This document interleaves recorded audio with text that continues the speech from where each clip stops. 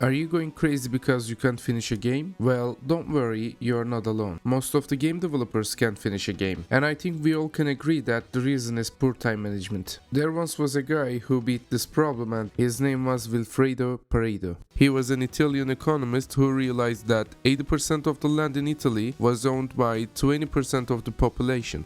After that, he came up with a thesis that was suitable for any situation. This became known as the Pareto Principle. For instance, when you're developing a game, 80% of it can be completed in 20% of the total development time. Actually, I am a big fan of Pareto Principle because it helps me to get the maximum reward in a minimum effort. Even if you don't pay attention, 80% of the things happening in your life are coming from 20% of your efforts. Rather than resisting it, we have to plan our development process according to this principle because it's like the absolute rule of the universe. So there is no point to resisting it. It's quite simple actually. If you give yourself 100 days to finish a game, 80% of the game will be completed in 20 days. The remaining 20% will take 80 days of work. So at the first glance, you must split the game in an 80 to 20 ratio. It is crucial to split the game correctly, otherwise your plan will go wrong. Before we go any deeper, I'll just remind you that only 2% of my viewers are subscribed to the channel. And that makes me sad, really. Could you please subscribe?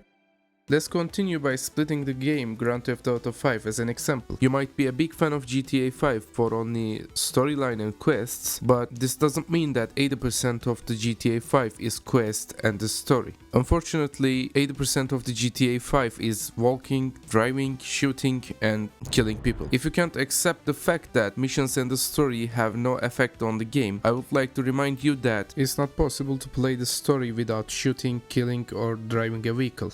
So missions and the story are also part of the core mechanics. Okay, now imagine that you're solo developing Half-Life. To use the Pareto principle, you have to split the Half-Life in an 80 to 20 ratio.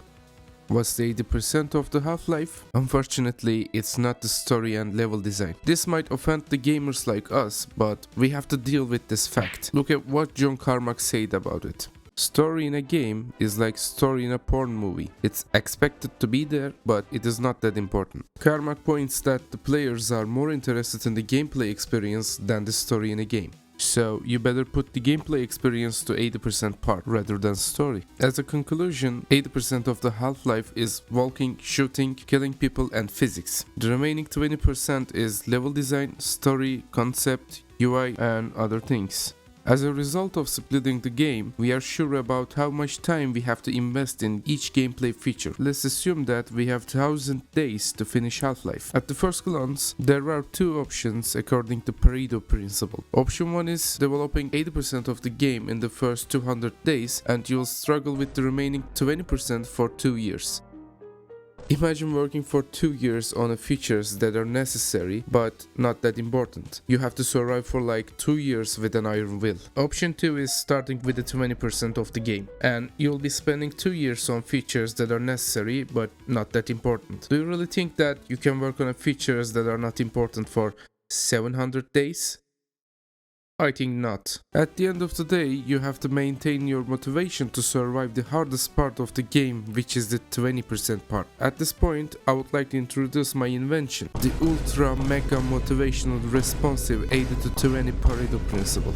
It's such a clear rule that the bigger task you have done, the bigger motivation you will get, and the bigger time you spend on a task, the bigger motivation you will lose. And according to the Pareto principle, it is possible to finish bigger tasks in a short period of time. For instance, if you develop the movement system of Half-Life, it will not take too much time, but a crucial feature will be finished. Oh, hell no, man. You know the movement is part of an 80% split. It won't take too much time, so you won't spend too much motivation on developing the movement system, but you'll gain a massive motivation boost because it's such a big feature that builds the core gameplay. Now it's time to get your hands dirty with a feature that is in the 20% split. Since developing a feature in a 20% split can cost too much motivation, you are going to need the motivation boost from the 80%. This was the gist of Ultra Motivational Responsive 80 to 20 Pareto Principle. So next time you're working on a game, don't forget to apply the Pareto Principle. It will help you manage your time and resources and stay motivated to get the job done. That's all for this video guys, thanks for watching.